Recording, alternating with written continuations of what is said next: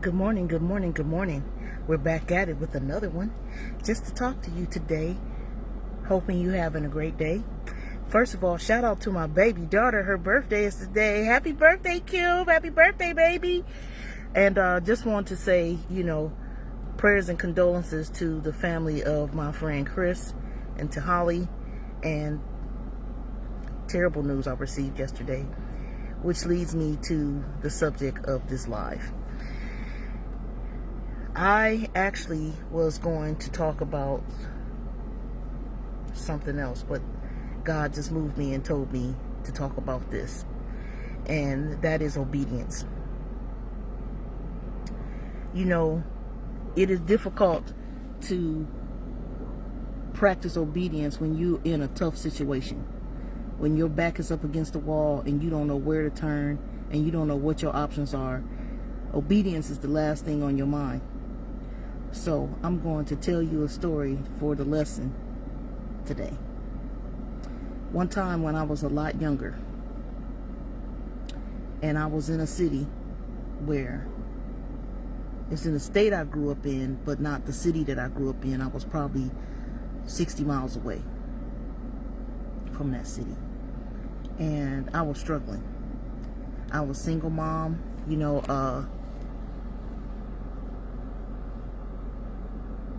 my kid wasn't in my custody. I could not pay my rent. I had enough money to probably get me a can of sardines and a pack of crackers and a bag of ice, because I love to eat ice. And I came to the store one day, and it was a corner store, so they sold singles of things. So I have had a bar of soap, a roll of toilet paper, a roll of paper towels, and my normal little staples, like I just said.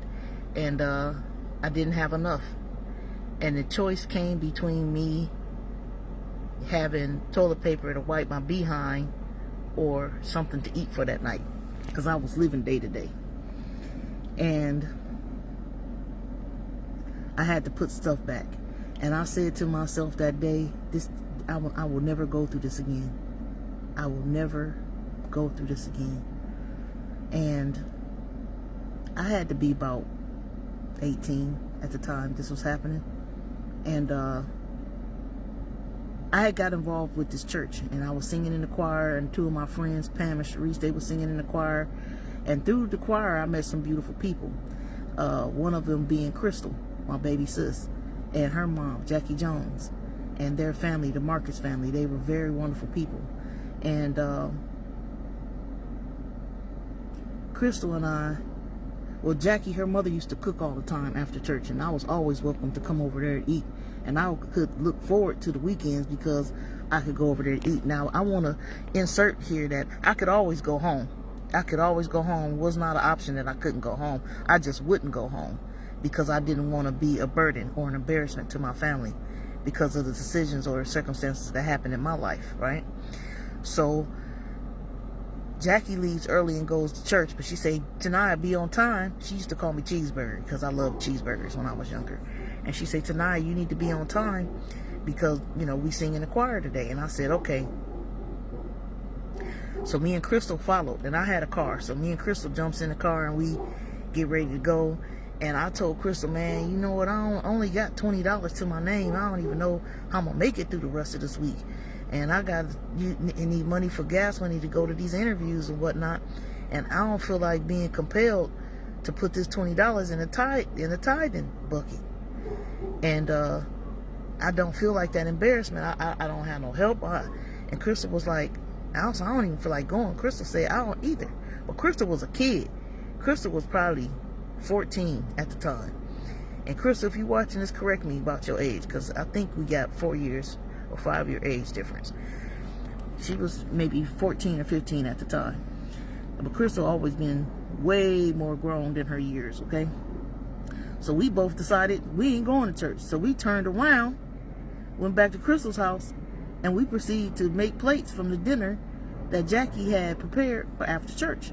So I did not go to church. But all day, that decision haunted me.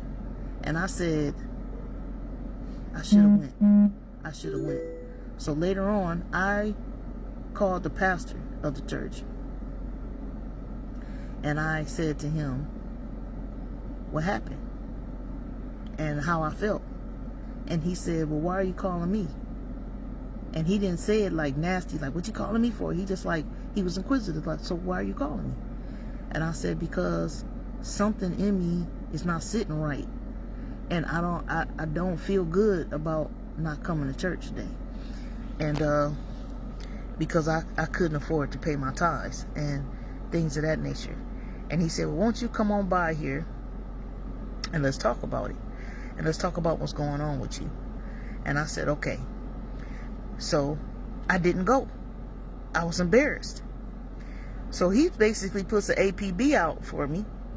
And Crystal's uncle, Mr. Marcus, he calls and he said he used to take me to dinner or lunch once a month at this one place. It was like, well, we know it's the Sizzler, but it's called the Ponderosa back there. So we go there. But when we go there, it's sort of like an intervention. Pastor Price is there. His wife is there, which is Jackie's sister, Crystal's aunt. And they're like, what's going on with you? Because I always present myself in a manner where it's nothing going on. You will never know unless I tell you. Constantly dress nice, look nice, never look down on my look, kept my car clean, you know, everything. So I just broke down and told him, I'm about to lose my crib. I don't even have enough to buy groceries. I got job interviews lined up, but I'm pinching for gas. I'm putting $2 and $3 of gas in the car just so I can make certain I have something to eat. Why didn't you tell us? What's going on? And I said, because I was embarrassed. But you called pastor and you told him that you were sorry that you couldn't make it to church because you couldn't afford to pay your tithes. Well, tonight you don't have to worry about paying your tithes. But that feeling that you had when you called the pastor to let him know what was going on, that was the Holy Spirit convicting you. And when you feel that feeling, obey it. So I said, okay. And they asked me, do I trust in the Lord? And I said, yeah, I trust in the Lord. Even though some of the things that I need to happen in my life aren't happening, I still trust in the Lord. They said, that's all you need. Obedience is better than sacrifice. That stuck with me. And I went home thinking, what sacrifice? What does that mean? What does that mean? So it just so happens I go up to the corner store to go get my daily fare, and it's a person standing out there and they're asking for some financial help. And I'm looking at them like, I need financial help. I'm in a crisis situation. I need help. But she looked like she really needed help. And that feeling came inside of me again. And it said, give her the money you got in your pocket. And I'm struggling with myself like, well, what am I going to eat tonight? How am I going to have to put gas in my car tomorrow to go to these interviews? But I gave her the money. Because I remember what the pastor had told me. He said obedience is better than sacrifice. So I gave her the money and I went back to my apartment empty-handed. And I'm sitting there, okay, like, what am I going to do now? And also I had a cat. The cat needed to eat too. Okay, it needed cat litter. So I go through that night without eating, and I made it do what it do for the cat. And the next day, on a quarter of a tank of gas, I went to the job interview. And in that area, there's a racist undertone. So I was always told, you qualified, but you overqualified. If you overqualified, you qualified, right? What type of sense did that make? That was just another way to keep you out. So when I go home, I open the door, and it's a white envelope under the door. Now, the building I lived in, you needed the key to get into the building. So it had to be somebody from the building. So I'm thinking it's an eviction notice. Salam's brother, Nathaniel. I open up the envelope. It's a check in there for $375 and 5 crisp $100 bills. And it is from Mr. Marcus, Mr. Richard Marcus. And he was like, take care of what you need to take care of. The check was for my rent, and $100 was for me to get some groceries, some gas. Me being obedient to God allowed him to use Mr. Marcus as a vessel to help me provide. And I'm going to tell you right now, I have many stories like this, but I took that $375 and immediately paid my rent, and took that $100 and got my hustle on and went and found me a job, okay? And I'm going to tell you, I propelled from that point forward. It wasn't there shortly thereafter that I left, because I enlisted and I went to serve my country. And yeah, I have many stories about being obedient and watching God work afterwards. Obedience is that small voice inside of you that tells you that you should be doing something that you know you should be doing, and you do it. Because on the other side of being obedience is the prize. Obedience brings blessings into your life. When you make that sacrifice and be obedient in your life, you will see your life flourish. In this day and age, we're getting so far away from the base principles and the base operating procedure that we are forgetting all about being obedient, because our personal pleasures and the things that we want to do for ourselves become paramount and become the thing to do. That we don't think about, well, consulting the Holy Spirit or consulting our greater good inside to say, what should I be doing in this situation? That leads me to saying that we need to become more in touch with the voice of God, because he does speak to us. We just need to open our ears to hear. Obedience is better than sacrifice. Take that message with you today, and I hope you have a great and wonderful day. And shout out to my friend Holly. Peace and blessings upon her and her family. My deepest and most sincere condolences to her go out to Chris and his family. You know, last year in August, there was a hurricane on the East Coast, and there was a flooding in my neighborhood from the aftermath of the hurricane. After the hurricane's over, the tropical storm come. So in my area where my home is on the East Coast, a tropical storm rain came, and I woke up the next day to a text message. I'm gonna post a picture in this. I might post a picture because it depends on how much of my house that it shows. But I woke up to this picture from my neighbor across the street from my house there, and he was showing like an expedition, and the water was up to the window of the expedition. That's how much it had flooded. And he said, T, anybody tell you about the flood? And I said, what flood? He said, all the houses on the street, basements have flooded, because, you know, we got basements back there.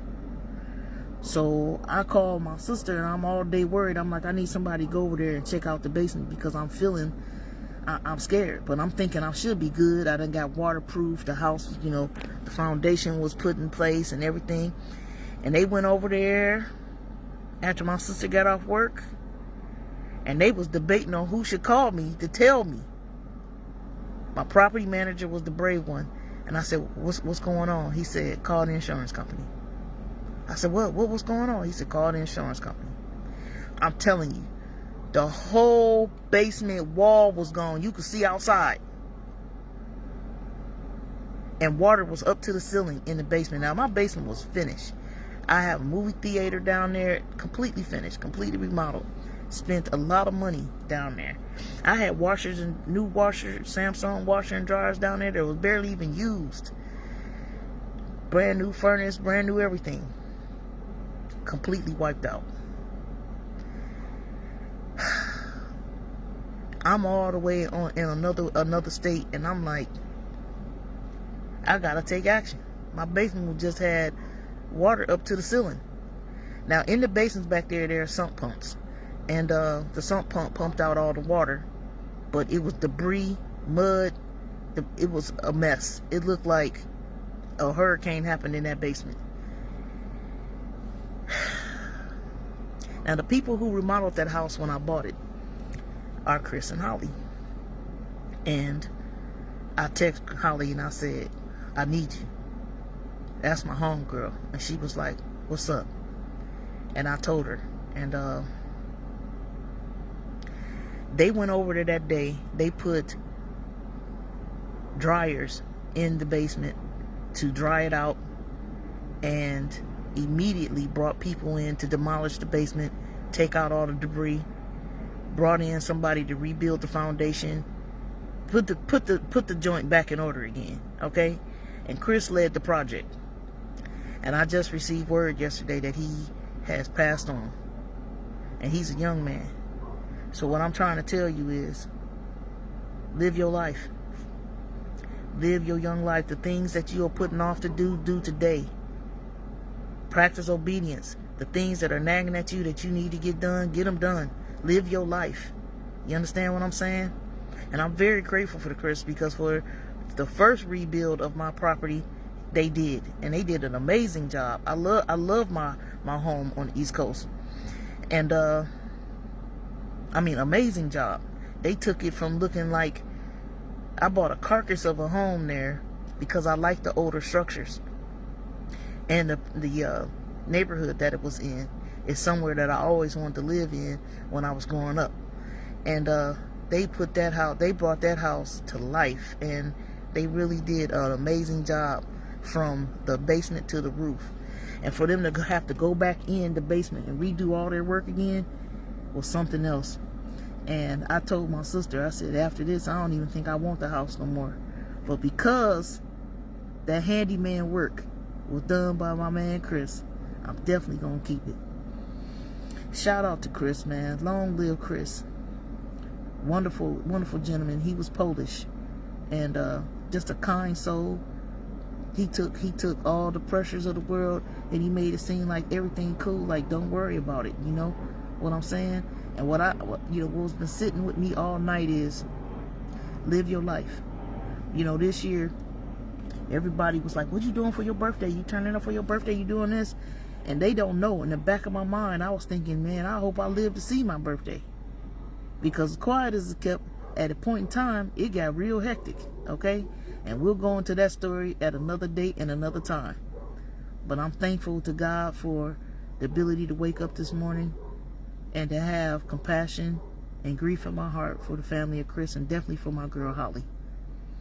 So keep them uplifted in your prayers. And man, I'm thankful that I came across such good people, because they were definitely good people. I never had a bad word to say about them, because they are always right on time. He will always go above and beyond to make it happen. And I really appreciate people like that. And for him to leave this world, we one less person of a good person in this world. And that's why I started this 100-day challenge, because it's a lot of good people out here, and we want to bring out your good characteristics, not only for yourself and your family, but to others. You understand what I'm saying? With that, I'm going to end this live. And again, shout out to my baby daughter. Happy birthday today. And I will be seeing you soon, okay? All right, y'all. Peace and blessings. You have a great, wonderful day. And I'll see you on the next one. Peace.